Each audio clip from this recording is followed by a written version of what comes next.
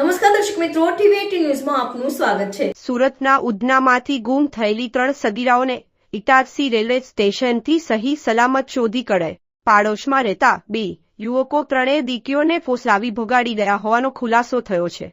CCTV footage, technical surveillance અને railway police આપી અની મદદથી આ સફળ ઓપરેશન પાર પડાય। પોલીસ સ્ટેશનમાં તારીખ 19ના રોજ રાત્રે એક 3 છોકરીઓ પોતાના ઘરથી જતી રહી છે પ્રકારની મિસિંગની ફરિયાદ દાખલ થયેલી હતી। આ છોકરીઓના ફેમિલી મેમ્બર્સ સાથે ઇન્ટરોગેશન કર્યું ત્યારે ખબર પડી કે એમની બાજુમાં જ રહેતા બીજા 2 ઇસમ છે, તેનું નામ છે મોહમ્મદ કલીમ અબ્દુલ લકલામ, શેખ, ઉંમર વર્ષ 22, જેઓ અત્યારે મજૂરી કામ કરે છે પટેલનગર ઉધનામાં। બીજાનું નામ છે મોહમ્મદ આવેશ અહમદ અતિક શેખ, ઉંમર 24 વર્ષ, મજૂરી કામ કરે છે પટેલનગર ઉધનામાં। મૂળ એ યુપીના રહેવાસી છે બંને।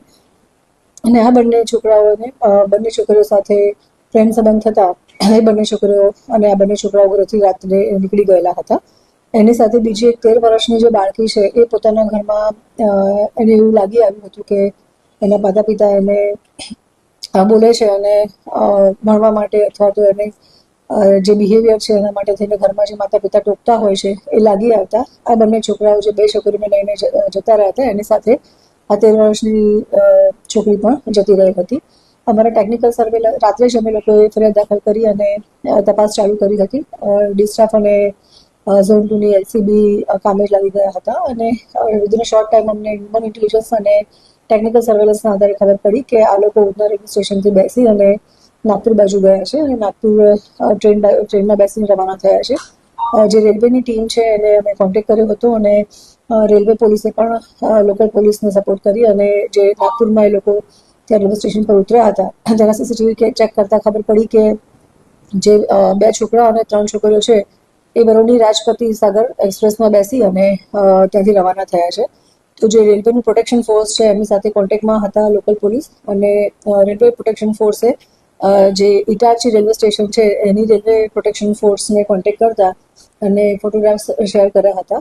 તો એ 4 જણને 2 છોકરા અને 3 છોકરીઓને ઇટારસી ખાતેથી ત્યાં ટ્રેનમાંથી ઉતારી દીધા હતા અને લોકલ પોલીસની અમારી ટીમ પણ ત્યાં સુધીમાં ત્યાં પહોંચી ગઈ હતી અને 3 દીકરીઓ અને જે 2 આરોપી છે એને લઈ અને પોલીસ સ્ટેશન આજે પરત થયા છે અને દીકરીઓને પણ એમની માતાને હેન્ડઓવર કરી છે અને આગળની અમારી ઇન્વેસ્ટિગેશન્સ પણ ચાલુ છે અને જે 2 આરોપી છે જેમની નાની છોકરીઓને જે લઈને જતા રહ્યા હતા એ બંને આરોપીને પણ અમે અટક કર્યા છે।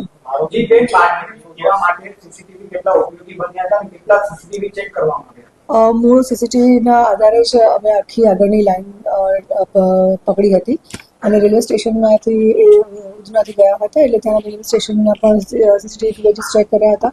પટેલનગરના જે એમનું ઘર છે તેની આસપાસના પણ સીસીટીવી ફૂટેજીસ ચેક કર્યા હતા જેમાં ખ્યાલ આવ્યો હતો કે આટલા લોકો ત્યાં સાથે મળીને ગયા છે અને ત્યાં આગળ ડાયરેક્શન ચેક કરતાં ખબર પડી કે રેલવે સ્ટેશન આવ્યા છે ત્યાંથી ત્યાંના સીસીટીવીમાં જોતાં ખબર પડી કે લોકો ત્યાં આ રીતે ટ્રેનમાં બેઠા છે।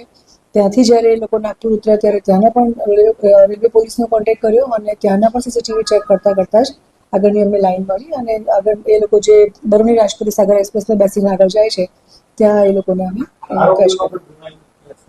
અત્યારે પૂરતું કોઈ ગુનો ઇતિહાસ અમારી સામે આવ્યો નથી। એ લોકો બંને બાજુમાં જ રહે છે અને મૂળ યુપીના છે અને લેબર વર્ક મજૂરી કામ માટે એ લોકો અહીંયા આવ્યા હતા।